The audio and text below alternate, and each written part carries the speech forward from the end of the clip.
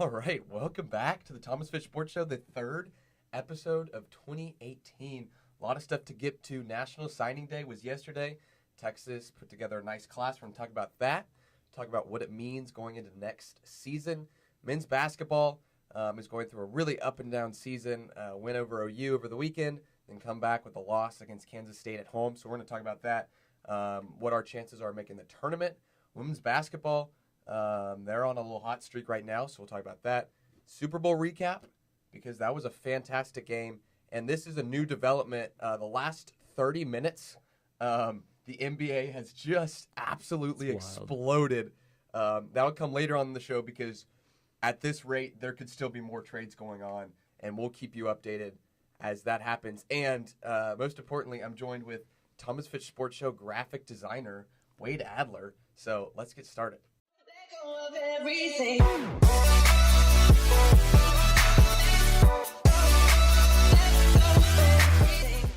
All right. Thank you for having me, Thomas. Yeah, all right. So, Wayde, you are the first employee of the Thomas Fitch Sports Show. What is it like to work for me? Ladies and gentlemen, what an honor it is to be a part of this great show. I have seen every single episode. I am a huge fan of the Thomas Fitch, and I'm glad to officially call myself part of the Thomas Fitch Sports Show. Well, that is awesome. It's been great to have you so far. Obviously, for y'all watching, if y'all watch the show, especially on YouTube, you've seen, or on Instagram, you've seen the little intro where it's like TFSS going, wow, wow, wow. That's this guy right here. Just a little dabbling around. So anyways, what do you think are the next steps for this company? Shoot, for the Thomas Fitch Sports Show, the sky is the limit. Wow. I mean, I have a vision in my eyes that this show will be the most watched podcast / listen to podcast in the entire state of Texas. Okay, state of Texas, okay. And the very next step that I think the Thomas Fitch Sports Show needs to take is to get an interview with one of the greatest Longhorn football players. Who's that? Michael Dixon. Oh. Or the former. Okay, yes, former. Or the up-and-coming rookie, Ryan Bujeveskic. I'm not going to... There's some names on the show. Okajekwu, who we'll talk about. He's a tough name to say. Tua Tagovailoa. There's a lot of tough names on the Thomas Fitch Sports Show. But, yeah, that would be awesome. How long until we overthrow ESPN? I mean, you think we buy them out? I mean, we obviously got to raise some cash, but is that a step we can take? I definitely do think it's a step that we can take within a few days. Couple days. Give it a couple few, give or take, but in the near future. Near future, that's great. For all the other fans out there watching / listening to the Thomas Fitch Sports Show, who's my number one fan? I know you've been looking to the analytics, so who do you think it is? I am the only person, I believe, that is so dedicated to this sports show, besides you, of course. Okay, I am fairly dedicated. But I have director and all of the above, except for graphic design. All I'm saying is I don't see you having any other employees, dedicated followers besides. I mean, there are guaranteed a lot more followers. Right, but we average about 2 views per live video. Not as dedicated as me, I'd have to say. Okay, so there we go, Wayde. Not a humble guy. Are you Team Ellinger or Team Buechele? Final question before we get into some sports talk. This is a big question. This is a big. He may be fired if he answers incorrectly. So, all of last year, coming into the season, I was a huge Shane Buechele fan. When he was a freshman, he had the arm of a cannon. He could put the ball on a dime. He's a great player, but his problem is he's very short, and he's not 5'6" on a good day, and he lacks mobility. The quarterback of the University of Texas needs to be versatile, and not get injured Sam Ellinger is my new favorite by far. You saved your job there because he fits into Tom Herman's scheme of things, and I'm excited to see him grow. That's good. Okay, so let's get into National Signing Day. It was wrapped up yesterday. Obviously, it was a little different this year with the early signing period where Texas had already signed 19 guys. But you go into the day, you had two big commits who were before the early signing day that were, it was kind of close. It was Keandre Coburn and Keontae Ingram. And Ingram, A&M was trying to flip him. Miami was trying to flip Coburn. But, it was big to sign them, especially Coburn, because we have a big hole in the defensive line. The only guy that really committed that wasn't committed to us going to today was Joseph Osai, and that was huge. Good D-line commit. You look at the other guys who we got them to sign who were commits coming in. Moro Ojomu, Joshua Moore, Michael Williams, Daniel Carson, Christian Jones. And so this kind of feels, I think, I saw a lot of people on Twitter, whether it was Aggies or Texas fans, who were like, oh, Texas sucks. They only signed one guy on signing day. Right. You got to look at 19 guys who were signed in the early signing period. In December, yeah. But the other guys, you look at some of the guys that we were trying to get on National Signing Day, Joshua Moore, Moro Ojomu, those guys were signed, or they committed. I mean, Ojomu committed the night before National Signing Day, Moore committed a couple days before. And so that's basically, if they if they commit to us on National Signing Day, I think it looks a lot better, but we got them, and that's all that really matters. You look at the class, 27 players, 19 ESPN 300 players, 2 5-stars, 18 4-stars, third nationally, obviously best in Texas, best in Big 12. And talking about Texas, we finally saw some Texas dominance. 4 to the top 5, 7 out of the top 10, 11 out of the top 15 players in Texas. That's dominance that we haven't had in really since the 2012 class. That was a really successful class with guys like Jonathan Gray. Right. But after finalizing this class, how do you feel going into next season? I have heard of a few mixed feelings about Tom Herman, but I think he's great. I love him. He's got.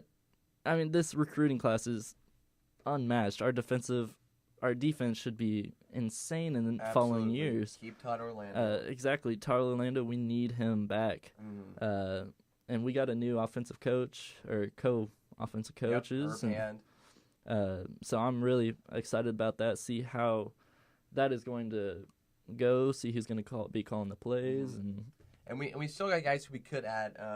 Some grad transfers, especially Calvin Anderson from Rice. Of course. And that would be huge, obviously, because you lose Connor Williams. You had an offensive line that was struggling last year, and you lost some seniors or some graduates who could have stayed another year who decided to leave.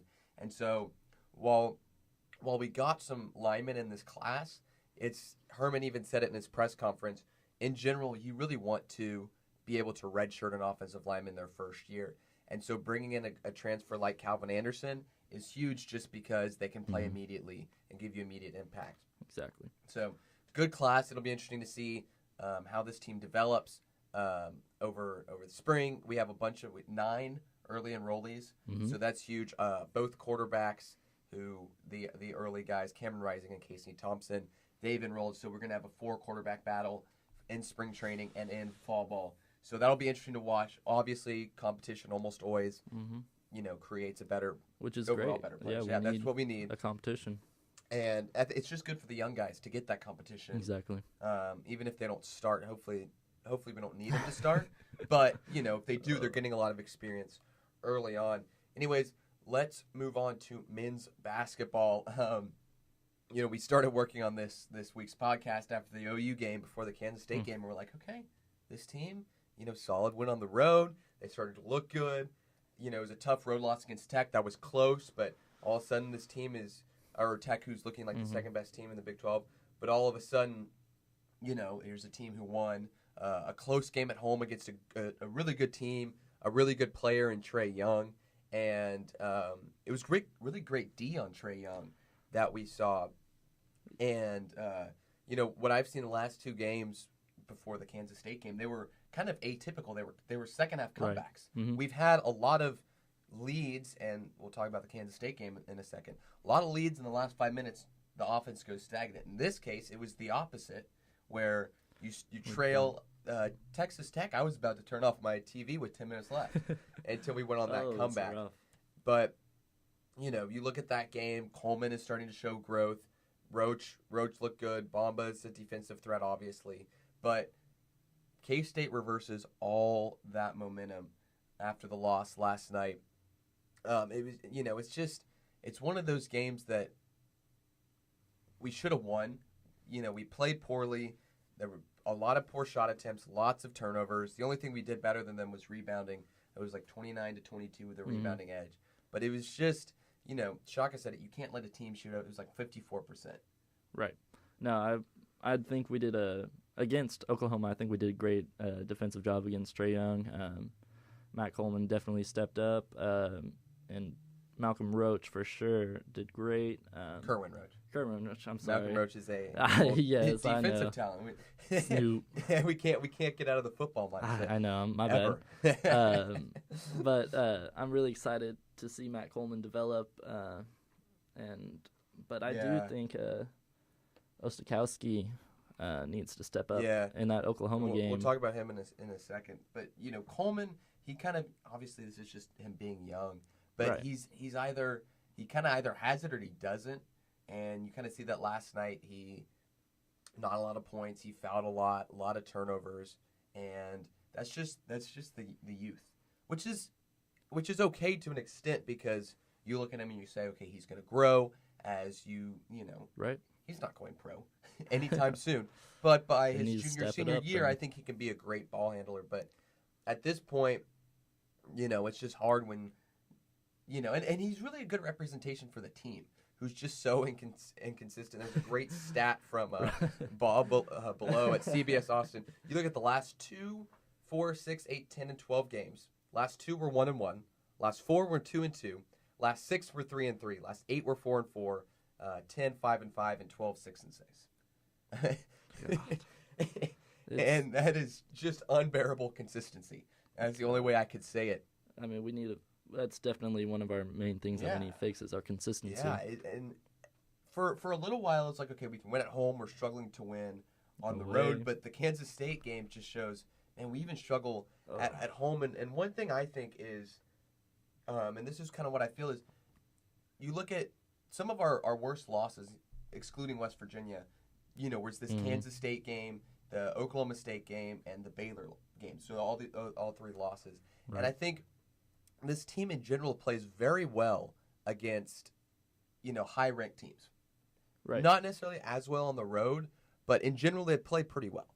And I think while this is a team who can really compete with anybody, but I think it seems like they have trouble just getting the motivation to play against the not as good teams. Right. Yeah. No, I feel like we play at the level of our opponent. Absolutely. That's so which true. means like we play great against great teams. We play horrible against horrible teams. Yeah.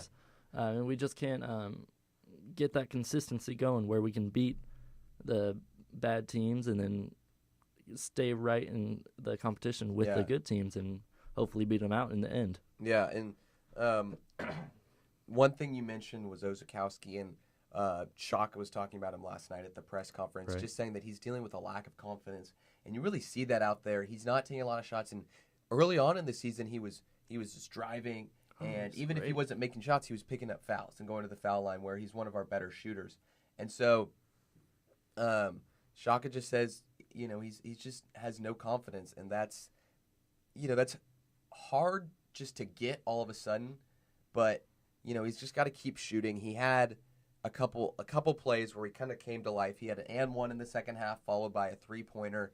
But other than that, he's just been stagnant these last couple games. He was pretty good when he had his hair. He went back to the regular flow, and it almost feels like he's a different player.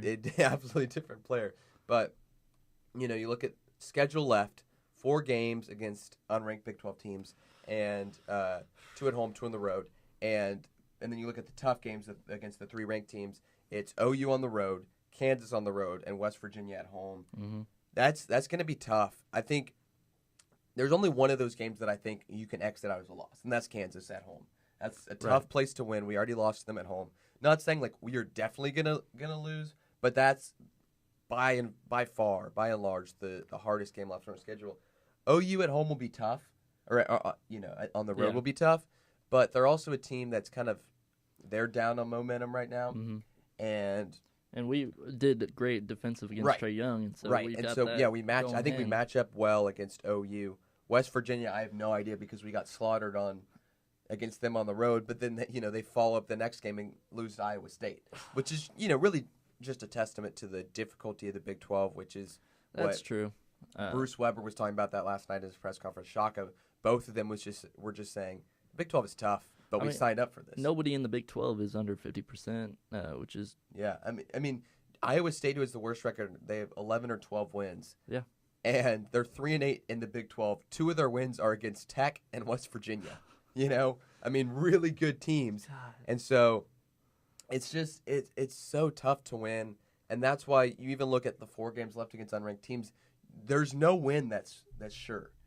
And I don't know if we have to get to 20 wins. I think if you get to 20 wins, that means you at least won one of those 3 tough games, and you won likely the other 4 unranked games or some combination. If you get to 20 wins, I think you're fairly secure in the tournament. If you don't, especially if we're stuck at 17, 18, we're going to have to do pretty well in the tournament. But, I just want to know, do you think that this is a team that can, A, make the tournament, and B, if they do, can they make a run? Because, believe it or not, you can't win the national championship when every game is win-loss, win-loss, win-loss. Right. No, I definitely think we will have a chance to make it to the tournament, without a doubt. But where we are in that tournament, it depends. If we're 8 or 9, we'll probably get it past the first round. Maybe. But if I'd almost rather play a 1 seed than an 8 seed. That's true. But if we do get past the first round, we would have to play the 1 seed. Well, barring an unbelievable upset. Or you're right. My apologies, but I hope we get past the second round. Yeah. You look at this team. This is a team that absolutely can make it to the second weekend. Oh, without a doubt.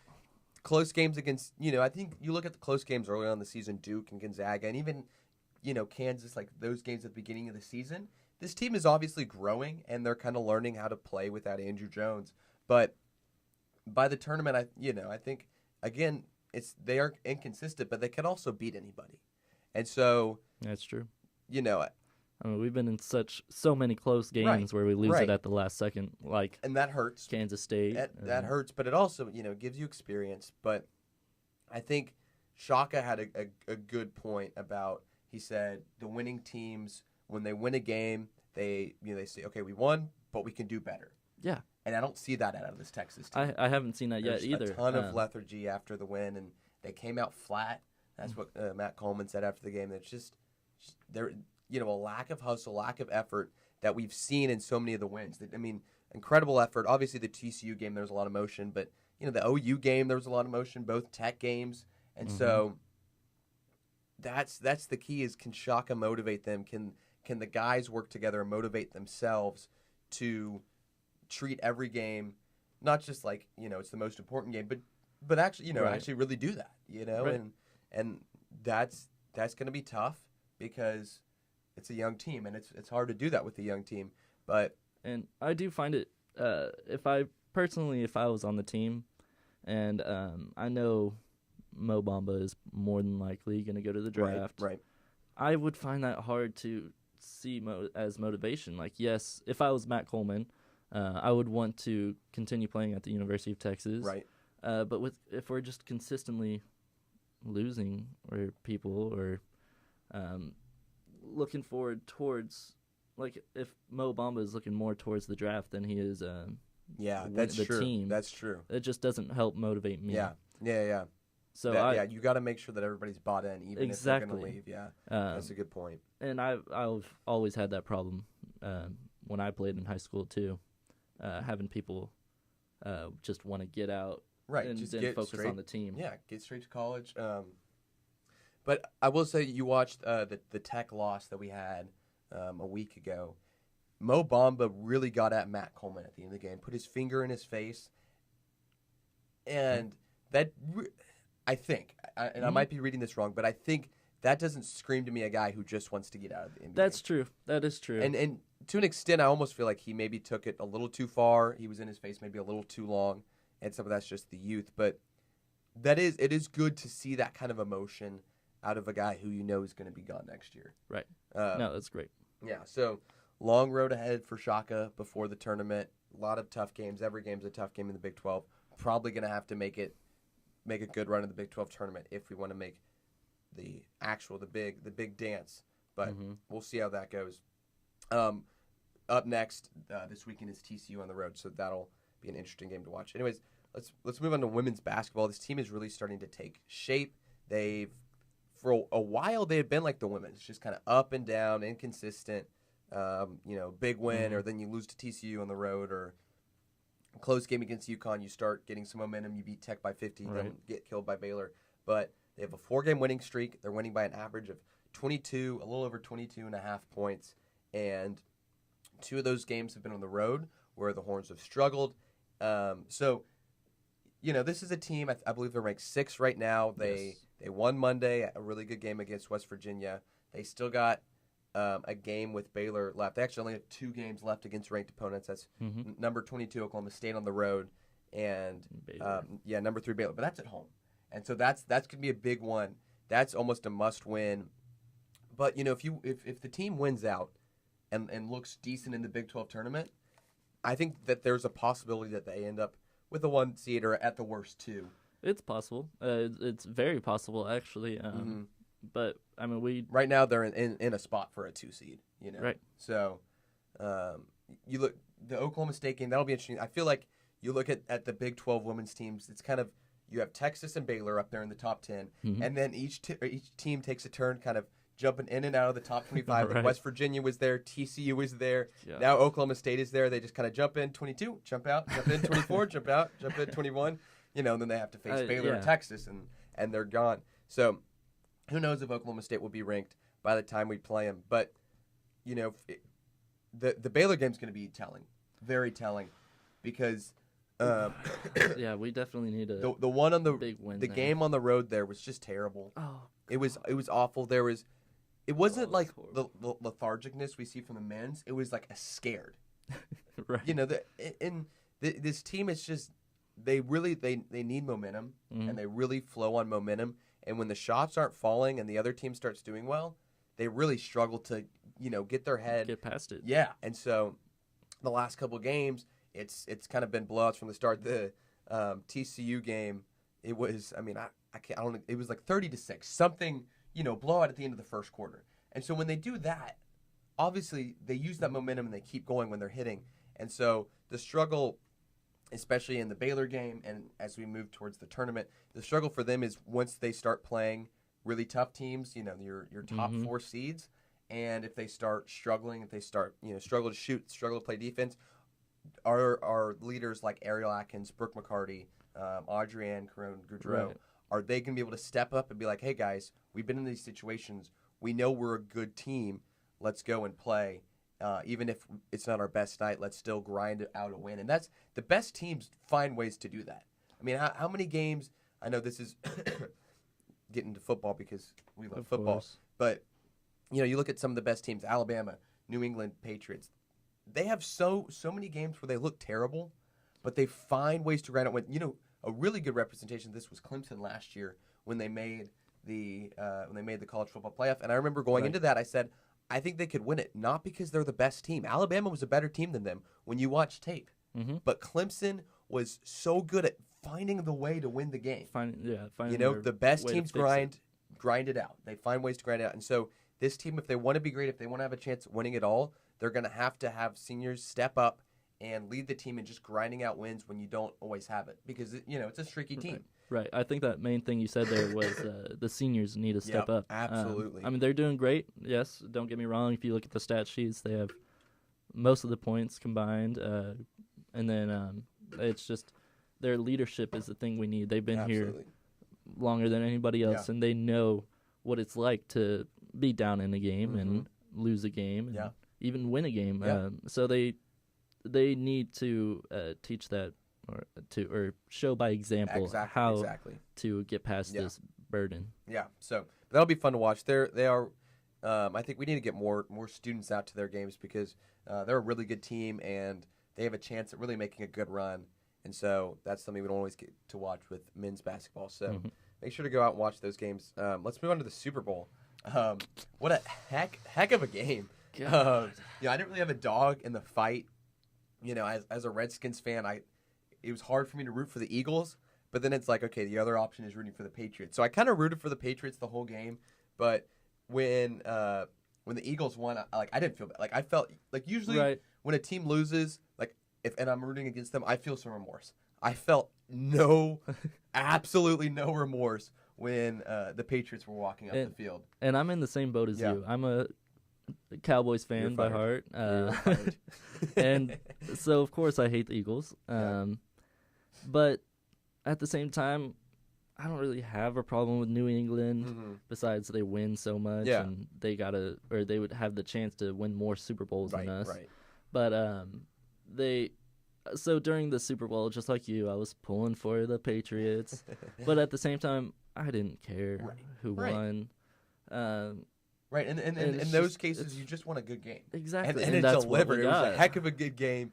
It was 41-33, but the Patriots had multiple last-minute drives to have a chance to win. They had a Hail Mary, and it was one of the closest Hail Marys I've seen that almost, it was tipped up. A couple guys, it was one guy, I think number 13, was going for the ball, and right before he could catch it, it bounced off the Eagles guy's helmet, and then Amendola or somebody dove after it and almost had a chance. And so that's just fun to watch. Right. But the cool storyline, I said this last week going into the game, was Nick Foles. I love Nick Foles. What a testament to just staying in, and gritting. He said he thought about retiring. Right, and he's from the Austin area. He is Austin Westlake. I believe Westlake is the second high school to have two quarterbacks. Drew Brees and Nick Foles, two quarterbacks win the Super Bowl. And that is partially why I was okay with the Eagles winning. Sam Ehlinger is next. Sam Ehlinger is going to be the third one. If you're watching this, Sam,